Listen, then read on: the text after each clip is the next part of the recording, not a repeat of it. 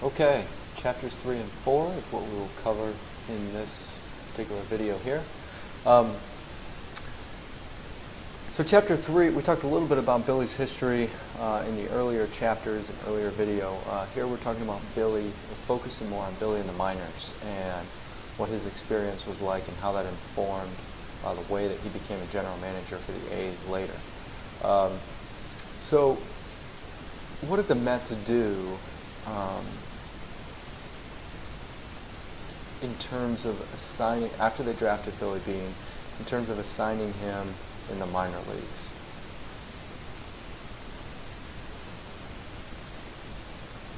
So he gets assigned to high rookie A ball. Another player you might have heard of, Darryl Strawberry, who was a very successful Major League Baseball player, drafted at the same time as Billy by the Mets, gets assigned to low A. Billy was a higher pick than Strawberry. But, you know, the problem was with this assignment and the misjudging of Billy Beane, you know, how the minor league assignment misjudged him was there's more to baseball than just the 5 tools, right? And that's kind of like the curse of talent that we talked about earlier in the first video and in the first couple chapters.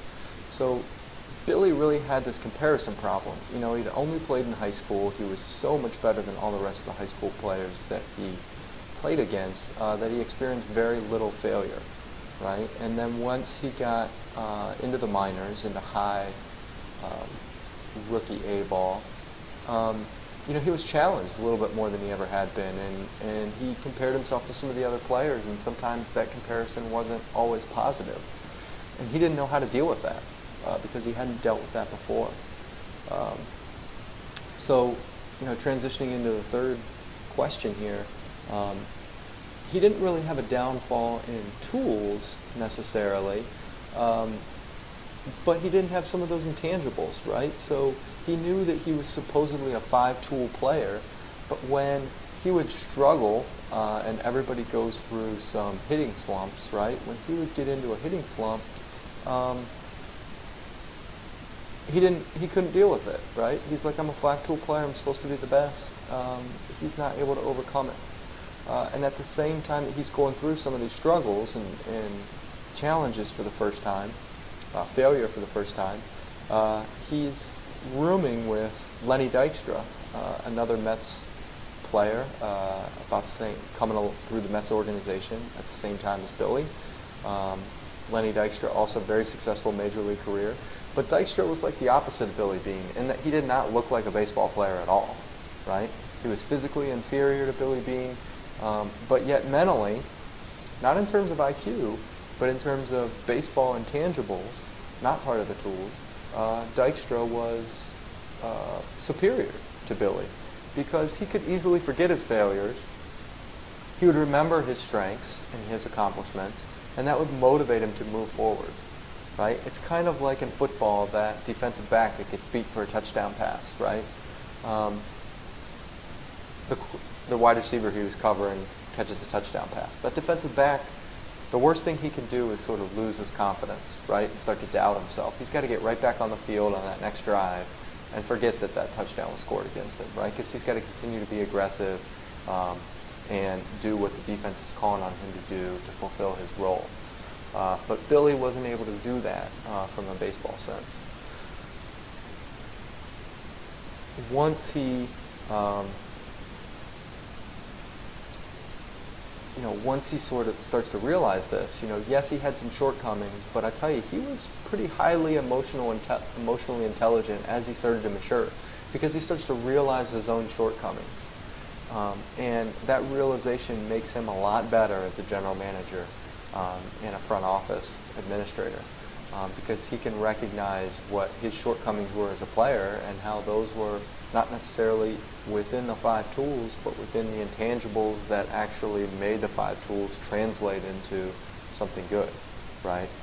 And that was the problem, that translation between the 5 tools and actual production of runs is what he focused a lot of his career on in the front office, is how do we get closer to runs, which is what we care about, instead of just focusing on this 5 tools thing. So upon this realization, Billy Beane, says, this is in 1990, he's 27 years old, he's at A spring training, and he says, you know what, I'm done, I'm giving up on the baseball player dream, I want to join the front office. He asked for an advanced scouting job, right? And in his mind is this lingering question that's haunted his career: how can you call it talent if it doesn't lead to success, right? Isn't that the definition of talent? And so he sees this is like cognitive dissonance in his mind, right? And it really drives his career as a front office person. And so he becomes an advanced scout, and sort of his mentor at the time, Sandy Alderson, is the GM of the A's. And Alderson is, his story is important here too, because he's not a prototypical, used to be a superstar in baseball and is now in the general manager role, right? He's a lawyer, used to be a Marine Corps officer, and he's really focused on the scientific method and teaches this focus to Billy Beane. So think back to your junior high days when you first learned this scientific method, or maybe even in elementary school, right? You develop a hypothesis, right? One thing is related to another thing. What do? You then gather data to test this hypothesis, right? Your data either supports the hypothesis, in which case you perhaps gather more data, or you continue to move believing that hypothesis is true. Or if the data doesn't support it, then you have to reformulate that hypothesis and gather more data and test your new hypothesis, right? That's the scientific method, and that's how science advances. But Billy's noticing, Sandy Alderson's noticing and passing this suspicion on to Billy that this isn't even being used in baseball. But they've got some credibility problems, meaning in the larger context of the baseball establishment, they have some credibility problems because Sandy Alderson didn't play baseball, so he's not viewed as kind of an insider in that way. And up until that point, there was no evidence that this hardcore statistical analysis worked, that actually translated into success. So the combination of those two things led to a lot of doubt within the establishment, right? You've got this outsider, Sandy Alderson, saying, hey, we should be digging into more stats analysis and using the scientific method to figure out, what scores runs in terms of baseball player talent as related to scoring runs. But people were like, what do you know? You're a former Marine Corps officer who's got a law degree. You don't know anything about baseball. You've never been a manager. So that's a little bit of a problem, but something happens within the A's organization that allows Alderson and then Beane to test their theory, to go out there and put sabermetrics in action on the playing field and start to collect some data in terms of testing the hypothesis that they have. The ownership of the A's moves from Haas, who has a lot of money and is willing to spend it. Those are the Oakland A's days of Jose Canseco and Mark McGwire. Yes, Mark McGwire played for the A's before he went to the Cardinals, and he was a superstar for the A's. They have won a World Series with that strategy. Tony La Russa was the manager. He sells the team, and the new owners are not willing to just throw in money. They're going to run the team more like a business, right? Which leads to this cut in payroll, right? Well, this is also important to the story, If you don't have very much money to spend, you can't just go out and buy all these free agents, right? So you got to get a little creative, because you've got to compete with teams that do have a lot of money to spend, right? So while Sandy Alderson and Billy Beane's sort of strategy here is a little bit risky to try something that had never really been tried, on the one hand, their opportunity cost is not really that high, because the team is probably going to lose anyway, so they could continue to try and do what everyone else is doing and compete with them in this way and lose a lot of games, probably, because they don't have as much money. Or they can try something brand new, and maybe it works, but if it doesn't, they'll lose a lot of games, and they're going to lose a lot of games anyway, right? So the first step here is to kind of take a closer more uniform approach to hitting. Closer, I mean, to get all of the teams, and by that I mean the major league team and all their minor league teams, to teach hitting in a certain way, right? They had a little bit of a problem with this at the major league level because La Russa, as a manager, had been successful in the past, right? So trying to tell him what to do was a little bit difficult because, again, Bean lacked some credibility in terms of he wasn't a very good player. And Alderson was not a baseball guy. So they got the minor league managers to buy into it. And all the minor league affiliates for the A's started to teach this approach to hitting that was more about a process, more mental than physical, right? And they had this idea that the system is the star, meaning the approach that everyone's going to take at the plate and how each of these approaches fit together throughout the lineup to produce runs. So the managers in the past had wanted to focus on batting average, team batting average. We got to get our batting average up, right? But this uniform approach to hitting was a shift from that to let's look at on-base percentage and slugging percentage. Let's build our team based on those two metrics and forget about batting average. We don't care as much about batting average. If players get on base, we don't care how they get on base, right? And part of that is drawing more walks and having more plate discipline, right?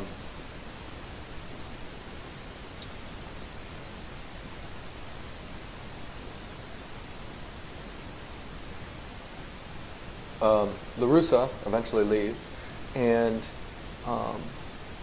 because he doesn't like the fact that there's no payroll to work with here and he's losing his superstars, Art Howe comes in to implement the system. And Billy Beane has to take a few approaches to kind of get Art Howe in line, one of which was he just trades a player that Art Howe wanted to play in the starting lineup in place of somebody that Beane wanted to see in the lineup. So Billy Beane says, I control the players themselves. Art Howe, you control the lineup, but if you're going to play this player instead of the player I want to see played, I'll just trade him. And then you don't have that option, right? So Beane does that, and it kind of encourages Art Howe to get in line with it, let's say, or get in line with the system. So Bill James plays a prominent role here, starting in Chapter 4. Bill James is not an employee of the Oakland A's. He's essentially the founder of sabermetrics. He grew up in Kansas, went to University of Kansas for economics. He serves in the Army, and then he basically works as a security guard at a bean factory, right? Sounds kind of boring, right? But also sounds like a job where you'd have a lot of time on your hands, and indeed, that's what he did. So he's a huge baseball fan. At this point, he's looking at box scores in the newspaper, right? This is before the days of the internet and big statistical software that was available to people. So he's literally looking at the newspaper, and he's got a notebook out, and he's recording these different box scores into his notebook and using a calculator. And he starts to suspect that the current stats are pretty inadequate, meaning that they were leading general managers and managers to misjudge players and mismanage games. One example that was used was errors. Errors are really a matter of opinion, the opinion of the official scorekeeper, right? To get an error from Bill James's perspective, you had to do something right as the fielder, meaning you had to be in the right position or in a good enough spot that you got close enough to that ball or touched the ball, because that's what usually is the judgment of an error versus a hit, right? If the ball goes by you because you're in another spot, typically that's not scored as an error, right? Bill James is questioning this. This just seems crazy to him, right? So he's on this search for new knowledge in baseball. You know, he's looking at the stats and he's saying they're not adequate for managers to use if the goal is to score runs, right, and win games. He looks at some of the other current stats, and he says this is really providing perverse incentives to the hitters. So for example, RBI is a stat that goes back a long ways, right? Well, what Bill James finds in the data is that if you come up to bat and you've got another player on base, you're going to swing more wildly at pitches because you have this incentive to get that runner home because RBIs is such a big deal, right? Whereas James would suggest you're just trying to get on base. Don't worry about swinging any more than you normally would. You need, as a hitter, not to swing at bad pitches and take a walk if you can get it, right? That's another problem with walks, is that they weren't credited to hitters at all at the time. It was a stat, but it was only a negative stat for pitchers, not also a positive stat for hitters. And so Bill James is like, this is a perverse incentive. You know, why are we downplaying the importance of walks on the hitter side?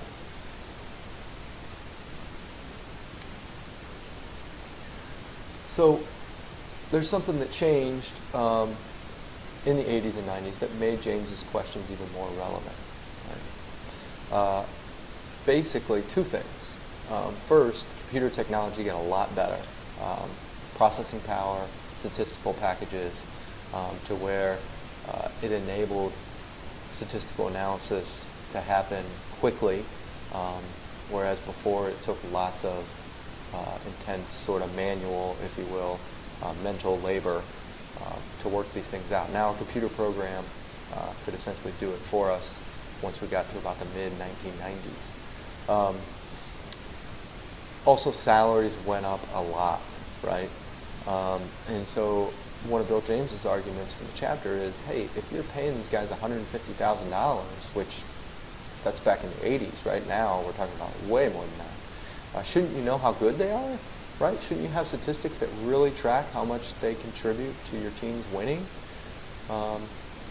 So he starts creating these self-publications, right? He comes out with these statistical analyses and publishes them himself with only a few copies. I think his first one was like 100 copies or less, you know, and he puts a little ad in a baseball magazine to try and sell some of his publications, and he doesn't sell very many at first, right? But he's still motivated because he's like a person who's intellectually curious, and he wants to know, you know, he's got these hypotheses, and a lot of his stats are bearing out his hypotheses, which are contrary to the conventional wisdom in baseball. He describes himself as being a mechanic with numbers, right? But his publications are not that well received within the establishment because they just sort of dismiss him. You know, they're like, oh, what does this guy know? He's a night watchman, right? He's an outsider. Why does he focus on hitting as opposed to pitching? Excuse me. Well, there's a lot larger sample size, and although the stats are inadequate, there's a lot more stats available for hitting than there was for pitching. So if you're going to do statistical analysis, you want a larger sample size, right? There's lots and lots of batters and plate appearances in every game, and each plate appearance has a lot of different stats from the hitter's side, and there are some stats from the pitcher's side, right? But there's even fewer stats on the fielding end of things, right?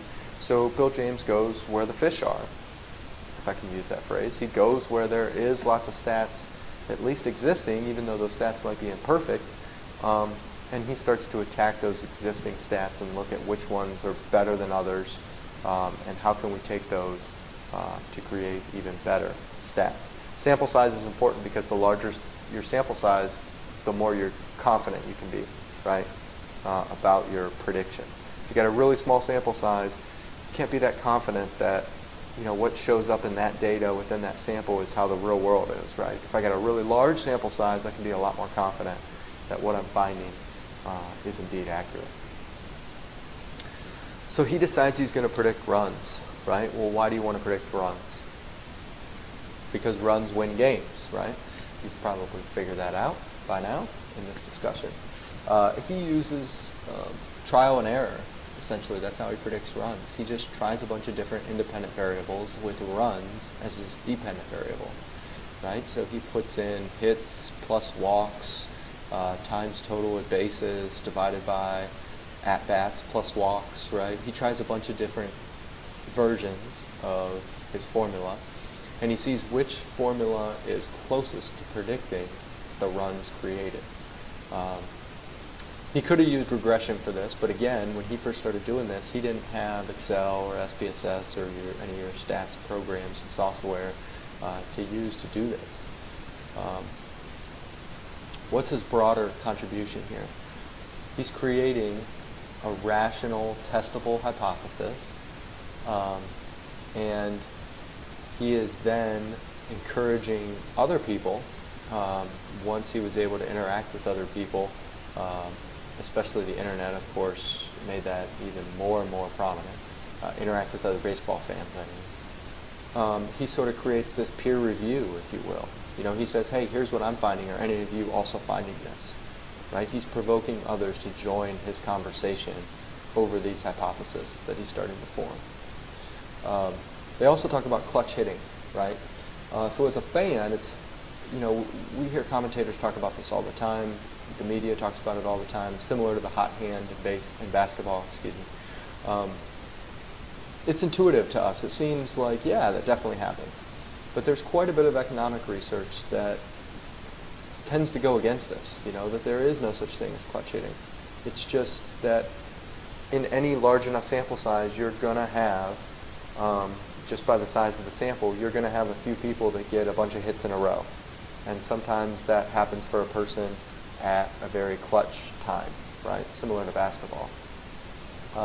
But there's also some contradictory research on the other side too, from economists. So I've posted some of the hot hand arguments in the research to our Blackboard folder under the, I think it's course readings section. If you want to check that out, if you're a big basketball fan and you don't understand how the hot hand might be a myth, you can check that out. Manager decision. So how do managers decide on a course of action? You know, we've been talking a lot about player as labor in baseball. But manager, and that's mostly dealing with general managers, but managers are making decisions during the actual game, right?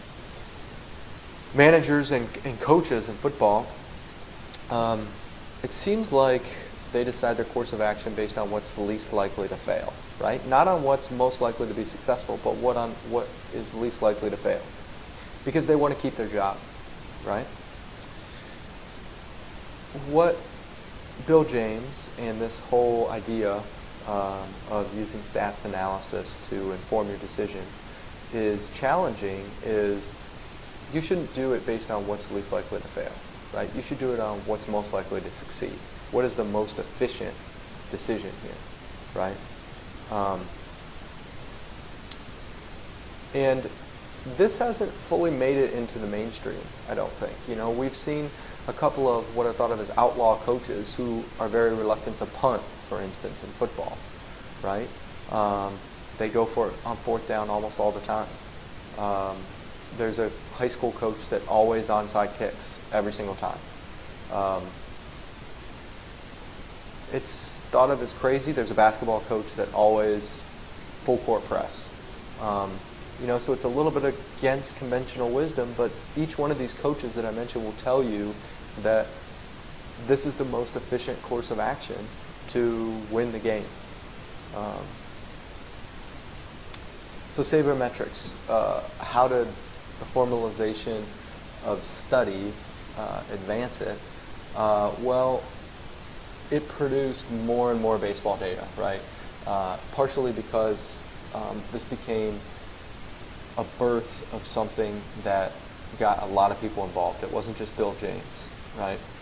By formalizing sabermetrics, you were able to have peer review. You were able to have other people look at your work and make improvements to your work, right? They could build off of each other and produce new baseball data. The early view of MLB toward the discipline, they didn't really view fans as customers. They didn't really understand what the fans wanted. When we think about a customer in a marketing standpoint, the marketer's always thinking, what does the customer want? How can I deliver it, right? Baseball was not doing that at the time. Their fans wanted stats, but baseball was not giving them the stats that they wanted. They were giving them some basic, batting average and home runs and stuff, but their hardcore fans, they wanted even more stats to analyze, and baseball was not providing those. They were treating those as being confidential. So the fans had to start producing them themselves, right? They had to crowdsource it, is the term we would use nowadays. So Stats Inc. was created by a big baseball fan, an outsider, if you will, Dick Kramer. And he wanted to compile all the relevant stats and then sell them to teams, because teams, some of it they were keeping confidential, some of it they didn't even have. They weren't even keeping at this point, right? Which seems crazy to us today. But for the most part, teams were not interested. They were reluctant. They were kind of stuck. They had their own organizational inertia. They were stuck in the way that it had always been done. So what he ended up doing was, fantasy sports comes along, and all of a sudden there's this huge demand for stats from the end user, the baseball fan, and there's the media company that's kind of in the middle between those. So the media companies like Yahoo Sports that are operating these fantasy leagues, they want to be able to provide stats to their customers, which are these baseball fans running the leagues, right? And Fox, one of those media companies, eventually buys Stats Inc. In 1999 for $45 million. Bill James was an investor in it, so he made quite a bit of money from it. Why was it threatening to baseball? Well, it was just threatening the way that things had always been done, right? James also gets in on this La Rotisserie organization, but he feels like that organization itself starts to get away from what he saw as its purpose, which was to make life on Earth just a little bit more intelligible. That was the original purpose stated. Hey, Harper. Hey. Okay. You want to say... Well, hold on just a second here. You want to say hi to some of my students? What? Oh, you got a cut? Here. This is Harper. No. Say hi. You can't see them, but there's a camera right here, and they can see you. I'm just finishing up a video, okay? And I'll come down and say hi to you.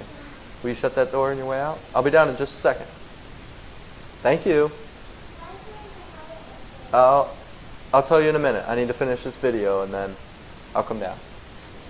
All right, see? If you held on to this discussion long enough, you got rewarded by meeting my oldest daughter, Harper.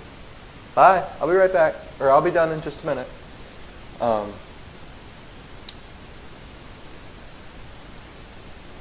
So that's why Bill James quits, right? He quits the organization. He feels like it's gotten away from its focus a little bit, which to him is really to spread knowledge about the baseball world, right? It's to use the resources that we have to make better decisions in baseball, right? I think a very noble cause, personally. Obviously, I don't know if I would say biased, but I'm influenced by my own profession, right? Being a professor, where we're trying to do research and get at what the truth is as accurately as we can. So that's pretty much the end of, that is the end of chapter 4. I'll pick up with another video on chapters 5 and 6 next, and we will go from there.